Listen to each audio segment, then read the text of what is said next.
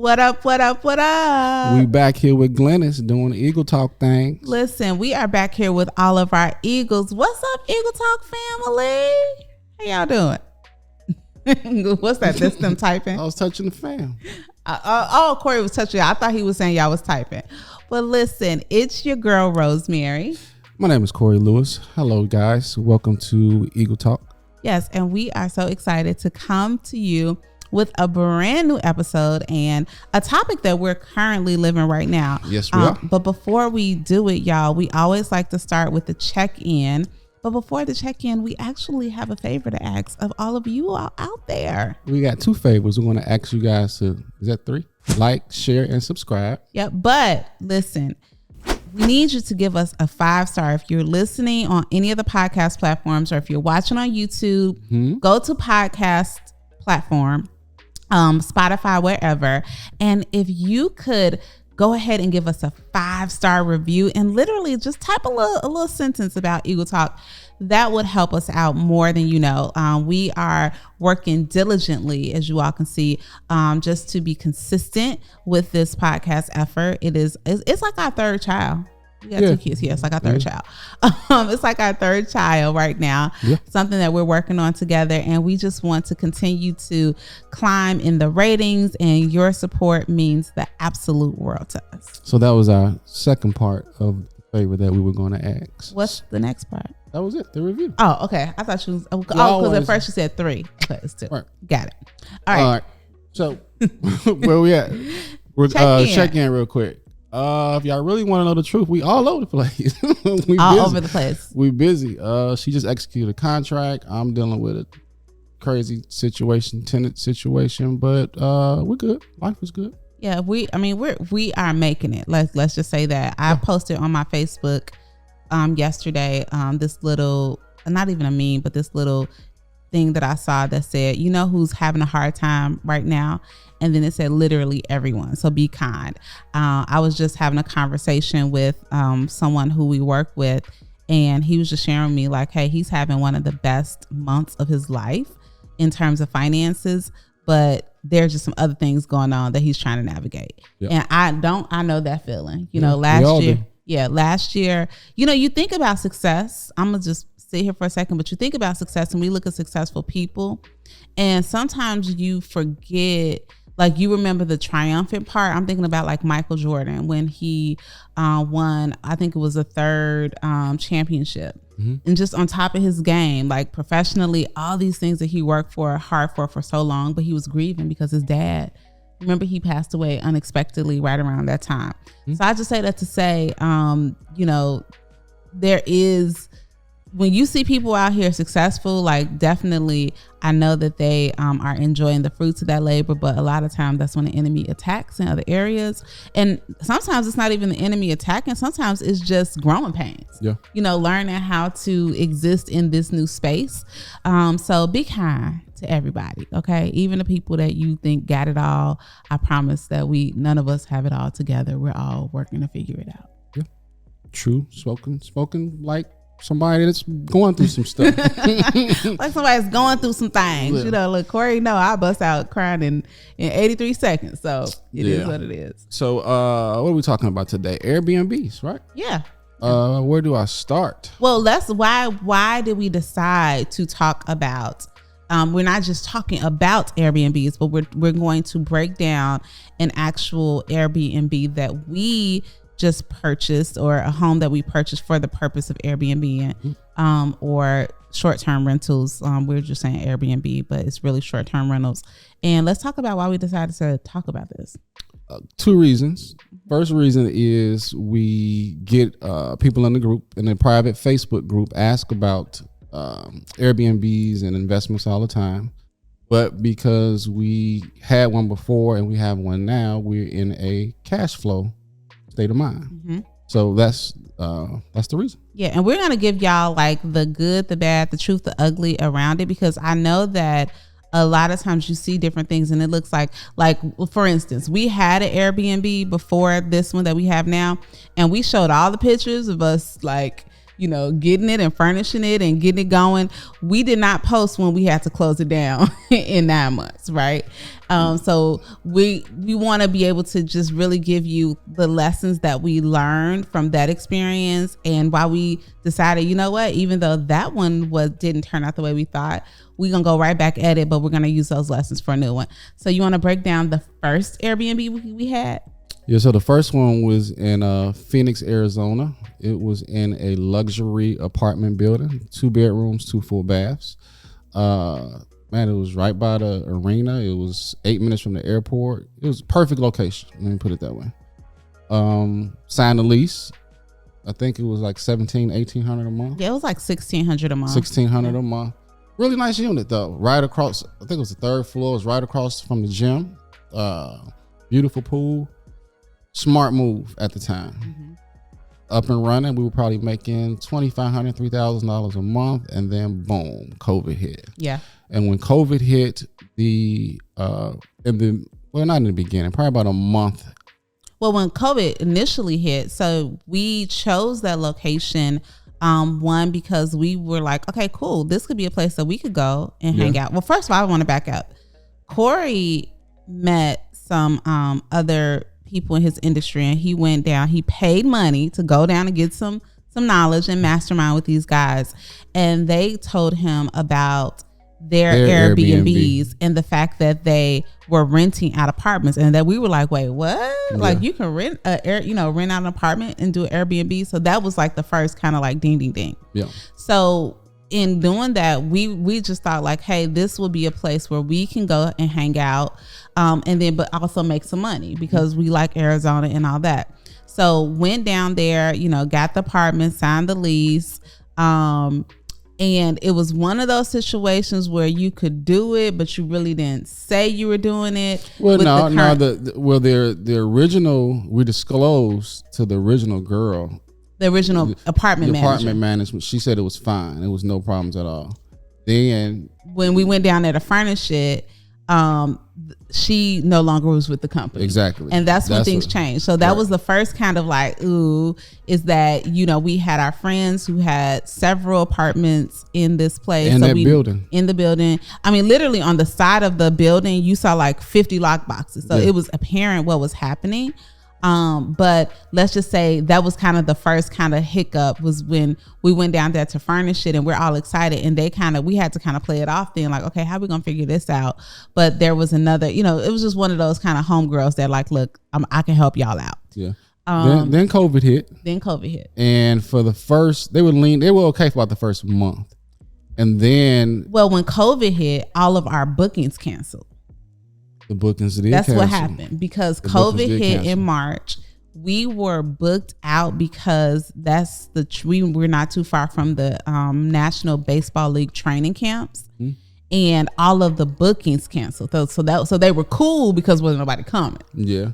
But then they changed the rules. Yes. And if you didn't live in the building, you couldn't use the facility, you couldn't use the pool. Remember? Yeah. There was a whole lot of what you can't do.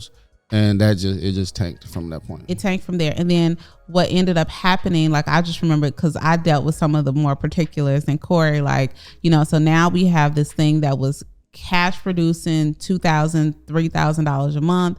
Now at the minimum is costing us $1,600-$1,700 a month. We're not cash flowing anything. And that was just the rent, because we still had light, gas, all these different things. And it was COVID, so we couldn't even go there and hang out.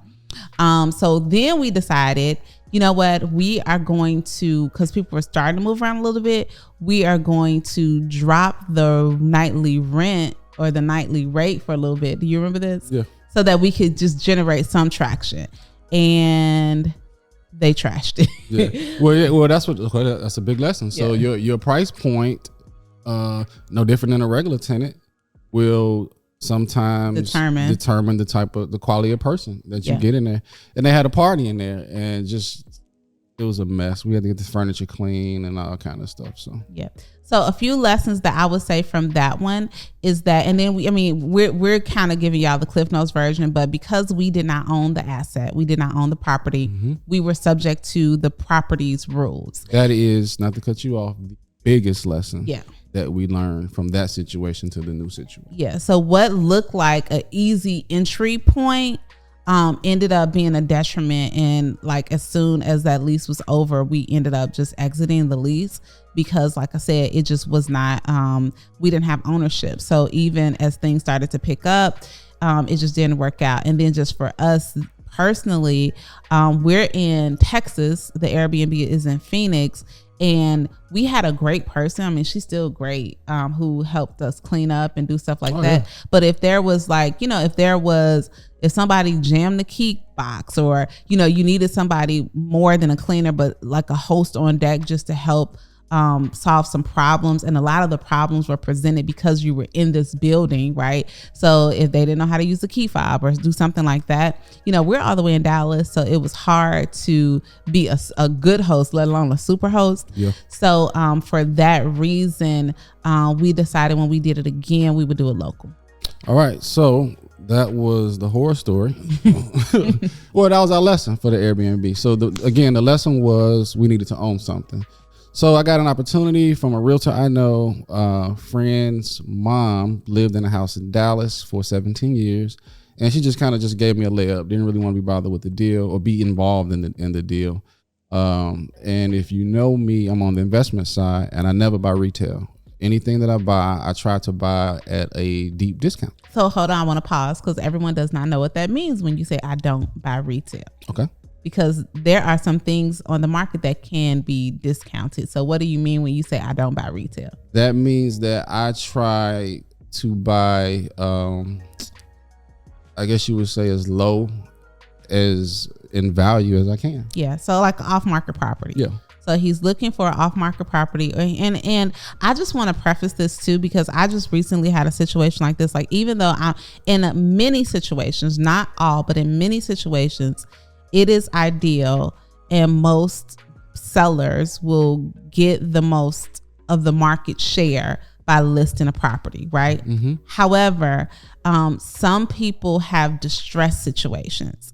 And because of those distress situations, they need a quick sale, or it is not ideal to have people come look at the house, like, you know, different things like that. So every now and again, Corey, well, more than every now and again. Almost every deal. Yeah, almost every deal. He has relationships. And if you are, you know, somebody who has a distressed situation, Corey is a reliable person to talk it through. If you have a deal that might work for him.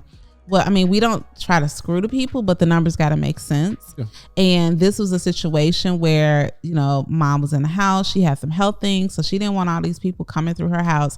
It was pretty much, if she was able to get her number, she knew that the house was in distress. It needed some work. She wasn't in position to do all the work to the property, mm-hmm. and she really wanted to see it come back to life. Yeah. So that's where you came in. Yeah. So I get the deal, and the house, well, I think we paid, I could have got it for $215. We wound up paying $220. But the first thing I noticed when I drove the block is that it was a house across the street with a yard sign in the front. Mm-hmm. So I called the realtor. This is before I even had this house under contract. I called the realtor and asked when did it close and what was it under contract for. And it was closing in 2 weeks, or 15 days, and they were under contract for $325. So I knew her number was 210, 220. I wound up just giving her 220 to get it done. And it wasn't really a distress situation. She was just an older lady. She had been in the house 17 years and she was going to a nursing home. Yeah.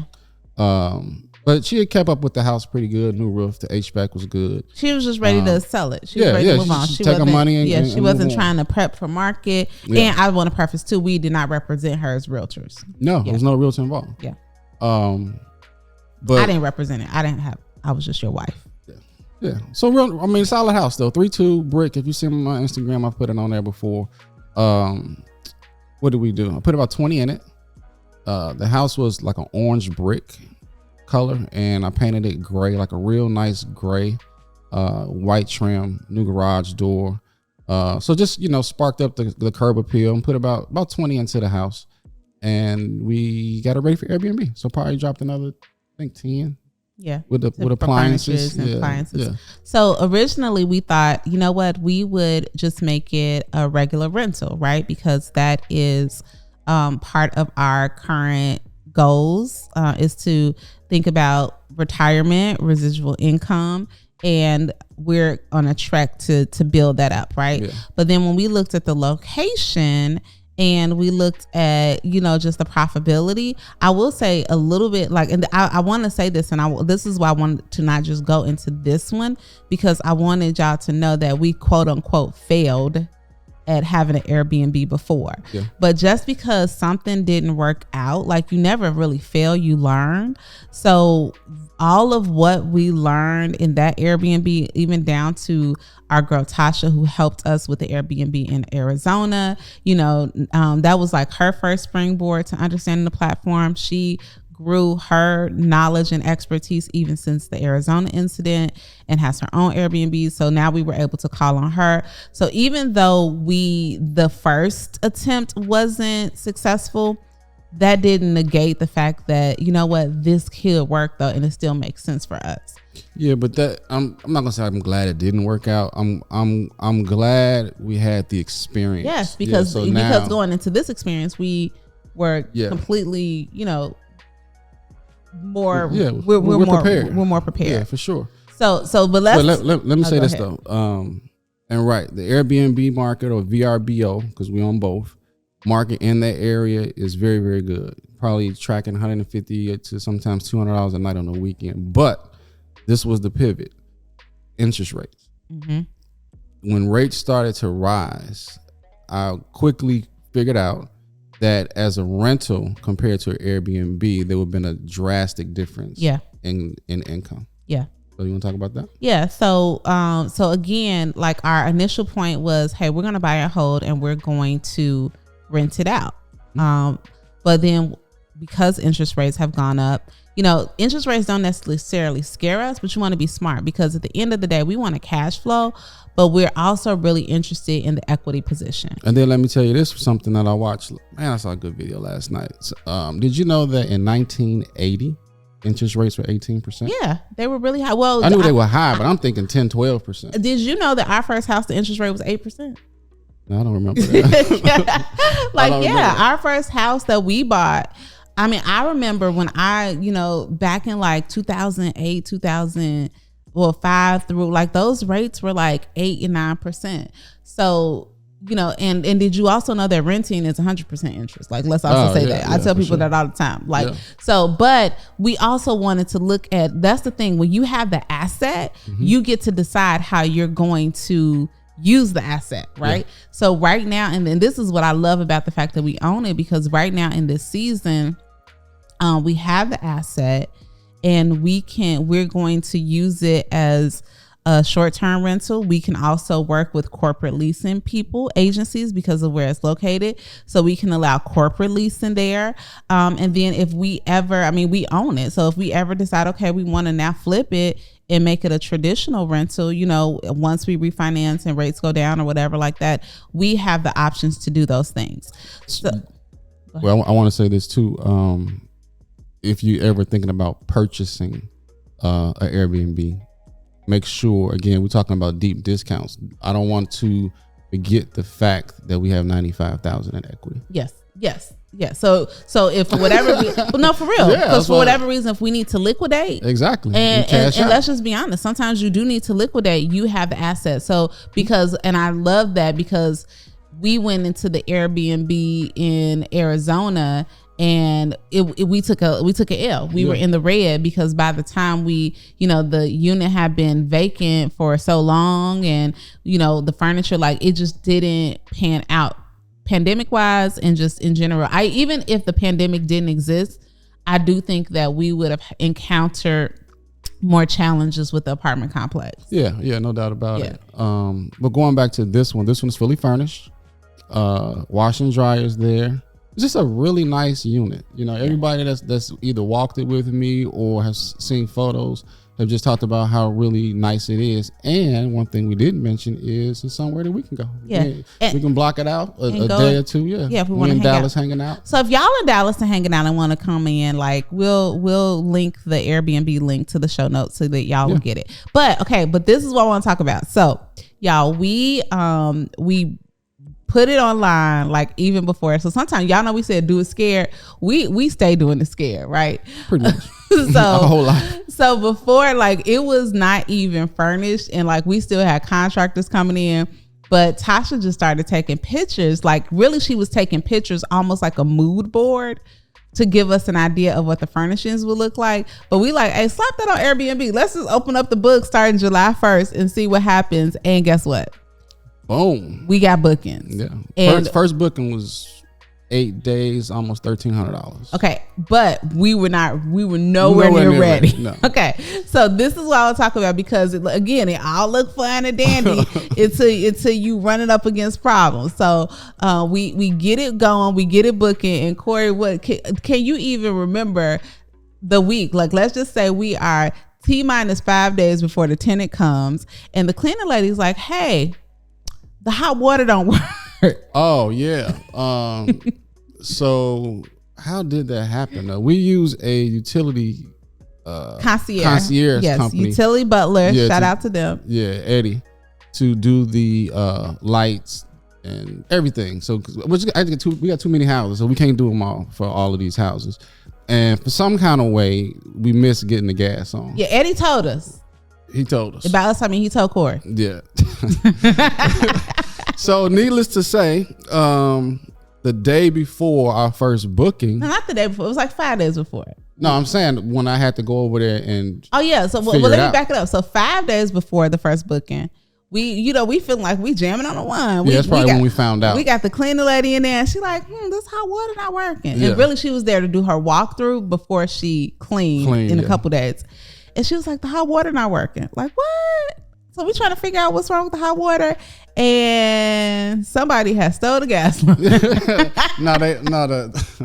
It's to the gas line. When the lady moved out, when she cut off the gas, the gas company took the meter. Yeah. So I'm thinking, okay, no problem. We got 5 days. They come out and they do the meter, cut the gas on. It's all done. No, he came out in 2 days and did the meter. And some kind of way it was a pipe or something sticking out the ground, and he didn't, in his job description, wouldn't attach the pipe to the meter. Mm-hmm. So that was a whole nother situation trying to get. And then they like, well, the soonest we can get somebody out is on the 8th. We like, we got a booking on the 2nd. Yeah. So I had two major problems. The problem was trying to get a plumber out immediately. He called me. There was issues. This is the day before the booking. Which I'm kind of like, Corey, you think maybe we should cancel the booking? And Corey's like, no, I gotta figure it out. That's what I do. So I wound up getting them there. It was half a day that he was there. Then I had an internet problem. Mm-hmm. We did not have. I don't know how AT&T was supposed to come, and some kind of way they couldn't come. It didn't work out. Yeah, it wouldn't turn on. They sent it wouldn't turn on, didn't work out. Yeah. Yes. Yeah, that's what it was. They sent the modem. I tried to set the modem up. I couldn't get the modem to work. They couldn't get a signal from the modem to the TV. That's what it was. So this is why you got to always have friends that's smarter than you. I called Ed, who's my financial advisor actually, but he runs the AV department for the church. And he told me to go get a wireless modem from Verizon because that was my phone carrier. Mm-hmm. And it would be easy. I'll be in and out, which I was. So I got that modem, which still sitting there right now working because AT&T doesn't come out to next week.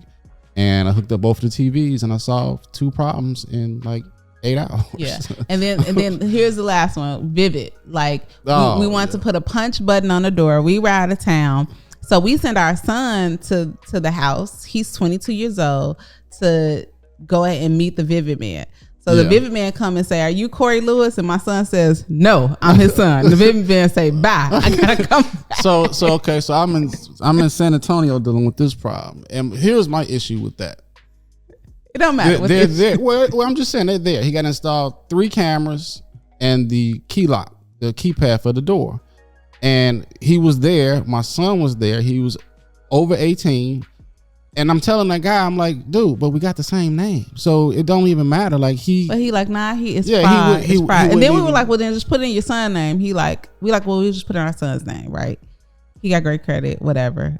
we know we're not gonna screw him. Yeah. And then the guy was like, no. The guy was like, he didn't place the order. All right, so problem solve mode again. I called Vivid and I had them send me, because they needed my personal signature. I had them send me the docs that the guy had in his hand, DocuSign. Yeah. Remember? Yeah. I just did it on my phone, set it back up, which he could have did that, honestly. Had them send it to me DocuSign, but it's okay. But we just say that, all that to say that even like, has there been times where you like, I got an issue, this comes up, that comes up, and you want to throw in the towel? No, don't throw in the towel. You know, and I'm even saying like, I was getting a little nervous, or I didn't want one of these problems not to get solved, and we end up with a bad review on Airbnb because we had to cancel the booking last minute. But Corey was like, no, I'm gonna get this done, and he got it done. Yeah. And we had a lot of out-of-pocket expenses. But that's okay. I mean, here's my tip for Airbnb, for life or business. If you've ever opened up a watch, like the back of a watch, you see all of those mechanisms working together, and it's just clicking. That's how you have to be, right? You have to continue to just think to solve the problems. You can't stop, right? Because once you stop, it gets frustrated, or and you're going to get frustrated. That's just a natural emotion. But always continue to work on solving the problem. Don't magnify the problem. Continue to just. Does that make sense? No. It makes complete sense to me. And that is one of the reasons why, in thinking about, everyone's like, well, we want to hear about investing, because a lot of times we only share, and why I say we, just in general, the sexy part of investing, or the sexy part of real estate, or the sexy part of marriage, whatever. But we want to, like, that's one reason we got this platform, y'all. I'll give you a problem I got right now. I just spent $30,000 on a house 2 weeks ago that I found out 2 days ago got torn down by the it was on the demo list, and I didn't know. Come back to the next episode, we'll talk about that. But yeah, I gave you some problems. The point is, right, is that yes, will you encounter some challenges? Yes, but in the long term, is it worth it? Yes. And if nothing else, I think about how our kids got to see us problem solve. They got to see, this one didn't work out, but we're going to go ahead and do the next one. And, and also for all of y'all, like, we hope that our transparency is, maybe ours is Airbnb, but maybe you're like, you know what? Maybe I should try that catering business again. Like, because what I learned the last time is, I didn't think about the food costs, but now I can, but it's my passion. So, and that is, we're joking, but that is 100% why we do this. Yeah. Not just always show the good, but to just let you know that, there are challenges in business, period. And this is just one of the situations where we did take an L on the front side in Arizona. The L set you up for the W. Because already, like Corey said, it's almost a 6-figure in equity on an asset that we've owned less than a couple months. Yeah. So already, like, we could pop out of it today and it'd be a W. Yeah. So. All right, y'all. Well, that's our episode for today. Be back with us next week. And the topic, you remember what it is, baby? Yes, it is scared money don't make money. Scared money don't make money, baby. So make sure that you all come back and then do us a favor. Like we've already asked you, go ahead and share this episode with whomever should be hearing it, who is an Eagle, and give us a 5-star review and just type a little something so the people know that you actually are enjoying these Eagle Talk conversations. Thank y'all. See you next time. Bye, y'all. Peace.